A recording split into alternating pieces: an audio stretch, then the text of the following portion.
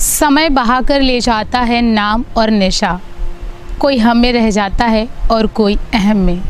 सुनकर आपको हैरानी हो रही होगी कि आखिरकार मैं ऐसा क्यों कह रही हूँ।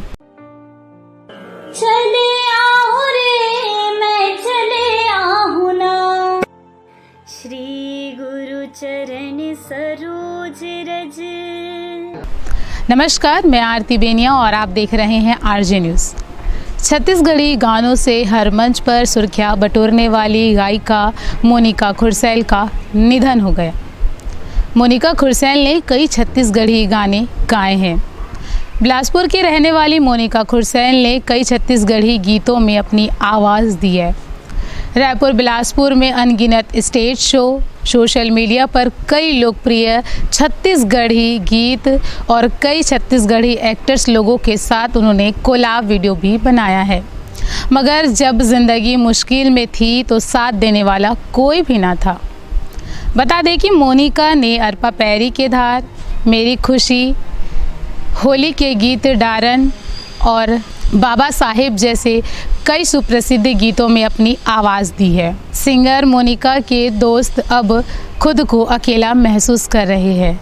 उन्होंने बताया कि मोनिका उनके बीच में नहीं रहे। इस बात का एहसास उन्हें इस तरह से तोड़ रहा है जैसे मानो उनके जीवन का आधार ही खत्म हो गया हो। अब मोनिका के साथ काम करने वाले उनके साथी भी उसे याद कर उनके लिए बेहद ही आंसू बहा रहे हैं।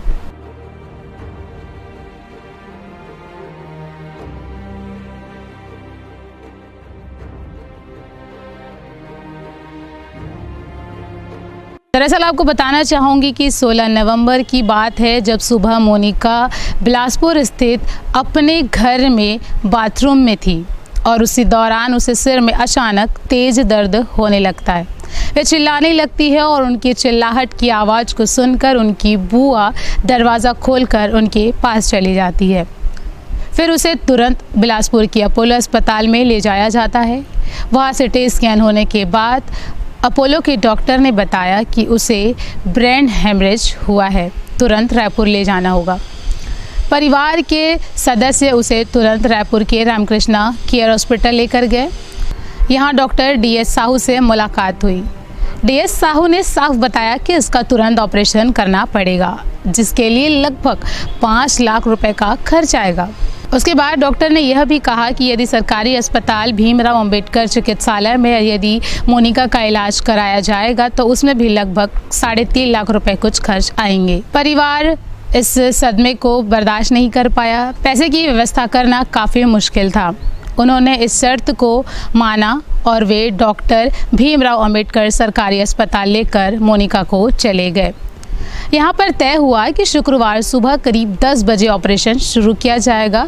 उसके पहले पैसा जमा कर दिया जाए।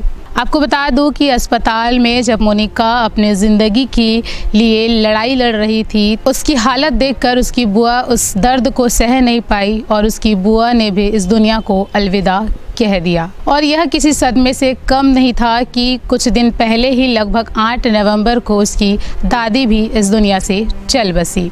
तो वही मोनिका के पिता ने बताया कि 3 लाख रुपए जमा किए जा चुके हैं और 50,000 रुपये निकालने के लिए ATM की लिमिट खत्म हो चुकी थी। फिर भी पैसे की व्यवस्था कहीं और से की जा रही थी। डॉक्टर ने ऑपरेशन थिएटर के बाहर स्ट्रेचर में लेटी हुई मोनिका को वापस लौटा दिया। कहा कि अब ऑपरेशन नहीं हो सकेगा। परिवार ने खूब मेहनत की, हाथ पैर जोड़े, लेकिन डॉक्टर साहू नाराज़ हो गए। कहा कि 2 दिन बाद मैं सोमवार को ऑपरेशन करूंगा। मोनिका की हालत बिगड़ने लगती है और रात में मोनिका के हाथों में काफ़ी सूजन भी दिखाई देता है, जिसमें स्लाइन लगाया गया था। तो वही जांच किया गया तो पता चला कि उसके फेफड़े में पानी भर गया है। जी हाँ, यह बात डॉक्टर को बताया गया तो डॉक्टर ने 19 तारीख शनिवार की दोपहर को आनन फानन में ऑपरेशन किया। उसके बाद कहा कि अब इसे वेंटिलेटर की ज़रूरत पड़ेगी, जो कि इस सरकारी अस्पताल में व्यवस्था नहीं है। आप या तो एम्स या तो रामकृष्णा हॉस्पिटल ले जाएं। एम्स ले जाने के लिए काफ़ी प्रयास किया गया, लेकिन एम्स के डॉक्टर ने कहा कि अगर वहाँ के डॉक्टर बातचीत करेंगे, पूरी डिटेल अधीक्षकों के बीच बातचीत होगी तभी एम्स में ले जा सकते हैं। इस बीच समय ज़्यादा बीतने लगा और परिवार ने हड़बड़ी में फिर रामकृष्ण केयर अस्पताल में बच्ची को एडमिट कराया गया। 21 दिन तक इलाज चलेगा और शुरू के 72 घंटे काफ़ी क्रिटिकल होंगे। कुछ भी हो सकता है, यह कहा नहीं जा सकता। जहां यह भी बताया गया कि मोनिका का राइट साइड पैरालाइज्ड हो गया है। अस्पताल में एक दिन का खर्चा लगभग 1 लाख होने की जानकारी भी दी गई। मोनिका के मित्रों ने सोशल मीडिया में क्राउड फंडिंग करके पैसे जुटाने की कोशिश करने लगे। इस पर रामकृष्णा हॉस्पिटल के प्रबंधक नाराज़ हो गए और उन्होंने कहा कि सोशल मीडिया में रामकृष्णा हॉस्पिटल का नाम जा रहा है, इससे उनकी बदनामी हो रही है, उसे हटाया जाए। लेकिन यह संभव नहीं था क्योंकि सोशल मीडिया में किसी का कंट्रोल नहीं होता, लोग अपने स्तर पर मदद करते रहे। इसके बाद सोमवार 21 तारीख को डॉक्टर प्रबंधन ने परिवार वालों को बुलाकर बताया कि मोनिका का ब्रेन डेड हो गया है, सिर्फ 1% काम कर रहा है। आप चाहें तो उनका अंगदान कर सकते हैं। अंगदान करवाने के लिए करीब पूरे परिवार को लगभग 1.5 घंटे तक काउंसलिंग की गई। परिवार को पहले से सदमा था और इस तरह से अंगदान करने के लिए अपने आप को तैयार कर पाना ये काफ़ी मुश्किल था। डॉक्टर ने यह भी बताया कि धड़कन अभी चल रही है। उसके बाद लगभग रात 10 बजे डॉक्टरों ने कहा कि मोनिका की बॉडी को ले जाएं, लेकिन परिवार इसके लिए सहमत नहीं हुए।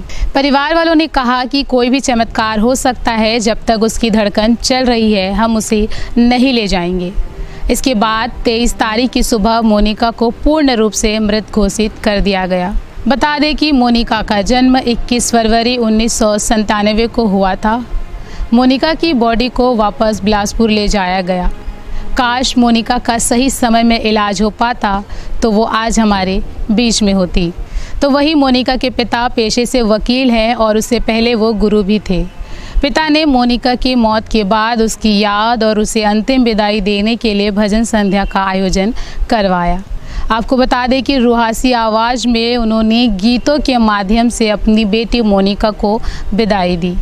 पिता ने बेटी के मृतदेह के सामने खड़े होकर उसे गीतों के माध्यम से याद करते हुए उन्हें अंतिम विदाई दी।